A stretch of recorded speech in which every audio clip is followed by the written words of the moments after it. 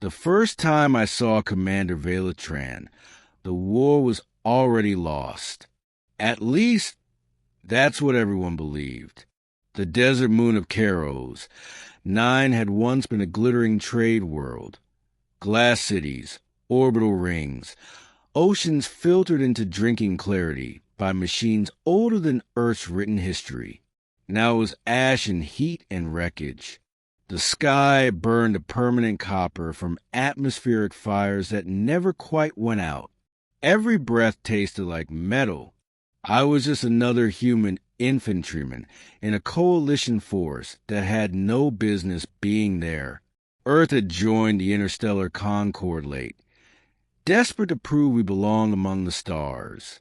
We brought courage, stubbornness, and very little else. The Zari Dominion brought gods. They were taller than us, stronger, faster, with skin like polished obsidian and eyes that reflected light like cut gemstones.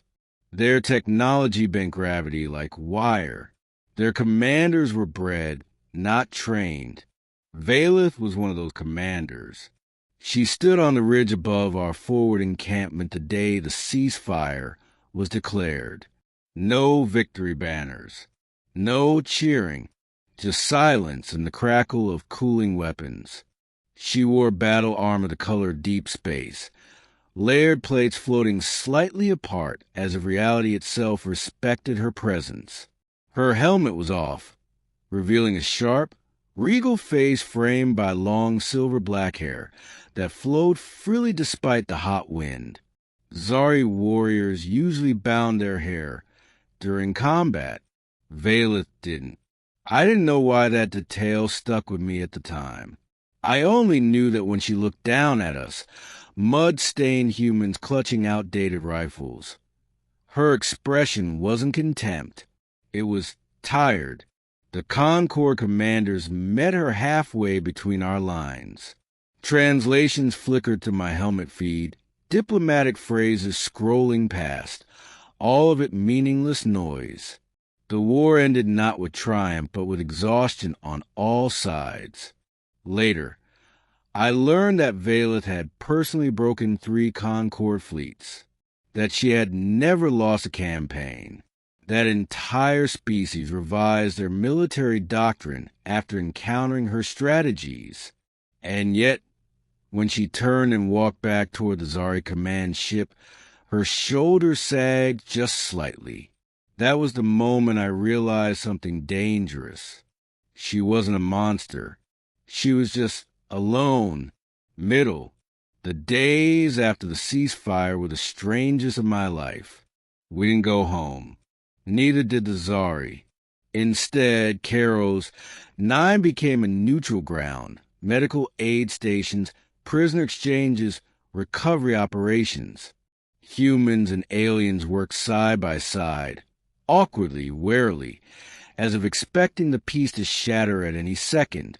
I was assigned to perimeter logistics, escort duty, supply verification, translation assistance when needed. It was boring, thankless work, until Commander Valeth began visiting the human sector. At first, it caused panic. Soldiers stiffened. Officers reached for sidearms. She ignored all of it, walking calmly through our camp with 2 honor guards who stayed several steps behind her. She asked questions about our equipment, our food, our music. She listened.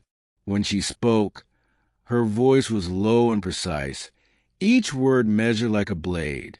Zari culture valued dominance, decisiveness, and emotional restraint.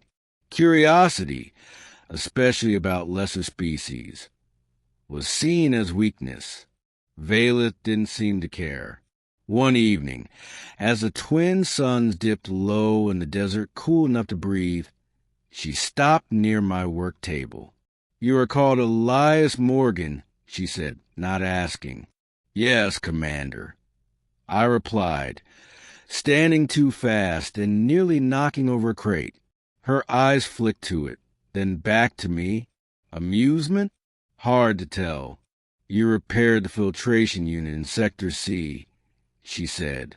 Yes. It was an old model. You did not have proper tools. No, ma'am. And yet you succeeded. I shrugged. Humans are good at improvising. She studied me in silence long enough that I wondered if I'd offended her. Then she nodded once. This is a trait the Dominion underestimated. That was how it started. Small conversations. Brief exchanges that shouldn't have mattered. But they did. Over time, she lingered longer. Asked more personal questions. What it was like to grow up under one sky instead of many? Why humans painted stories instead of encoding them? Why we touched one another so freely? Does Zari consider physical contact a declaration? She explained once. Of what? I asked. Intent. That conversation stayed with me. The night everything changed, a sandstorm rolled in without warning. Winds howled like living things, tearing through tents and equipment. Visibility dropped to nothing. I was helping secure a comms tower when I heard a voice behind me. Clear, calm, utterly out of place. Your fastening method is inefficient. I turned, startled, and there she was. Valeth, cloak snapping in the wind, eyes glowing faintly as her armor compensated for the storm. Commander, you shouldn't be out here, I shouted. And yet I am, she replied. You're not like this. She reached past me, her hand brushing mine as she adjusted the cable. It was nothing, barely a touch, but it sent a jolt through me like SD. Static. When the tower was secure, we retreated into a nearby shelter tent. The storm raged outside, trapping us in a small pocket of light and humming equipment. For a moment, neither of us spoke. Her hair had come loose in the wind, strands clinging to her armor and face. Without thinking, without permission, I reached out and moved one strand away from her eyes. The tent went silent. Valeth froze. Every warning I'd ever heard screamed in my head. Zari commanders executed soldiers for less. Touching a Dominion War leader was unthinkable.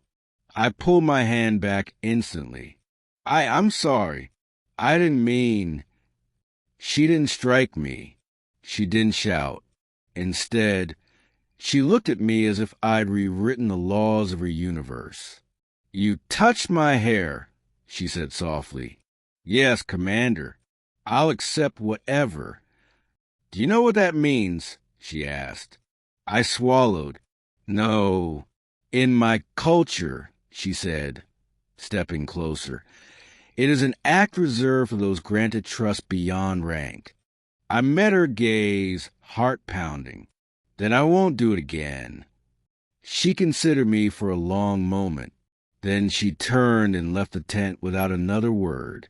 For the rest of the night, I was certain I'd just signed my own death warrant. Ending. She came to my tent after midnight. I was awake. Sleep had been impossible since the storm. Every sound outside made my pulse jump.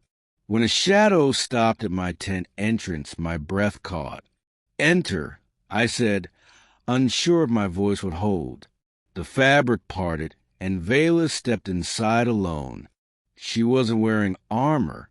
Instead, she wore a simple Zari garment, dark, flowing, unadorned.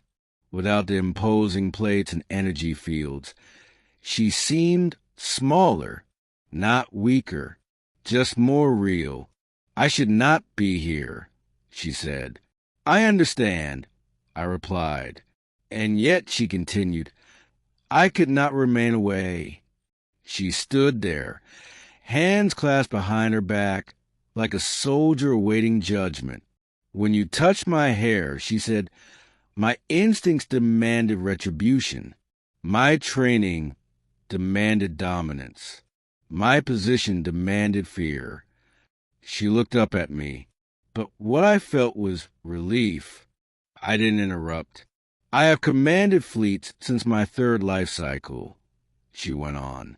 I have never been touched without expectation, never without motive. She stepped closer. Your gesture carried none.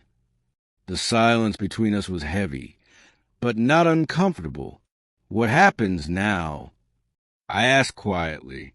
In the Dominion, she said, I would never be permitted to return unchanged. I have seen humanity's defiance, your compassion, your refusal to yield even when logic dictates surrender. Her eyes softened, and I have felt something I was never bred to understand. She reached out, not quite touching me, stopping just short. I cannot stay, she said, but I will not forget. Neither would I. At dawn, the Zuri fleet departed Caros 9.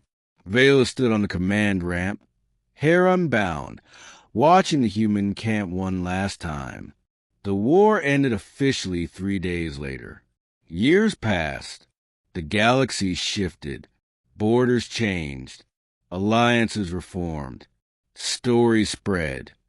A Lazari commander who argued for peace with unexpected ferocity, who reshaped the Dominion's stance toward humanity. Some said she'd gone soft. Others said she'd grown dangerous. As for me, I left the military and became a liaison, one of the first humans invited to Dominion space. On the day I stepped onto a Zari world under a violet sky, an honor guard escorted me to a quiet pavilion overlooking a sea of glass. Valeth waited there. Her hair was bound this time, until she saw me. Then, deliberately, she let it fall free. I believe, she said, you once showed me a custom of yours. I smiled, and the galaxy, quietly, changed again.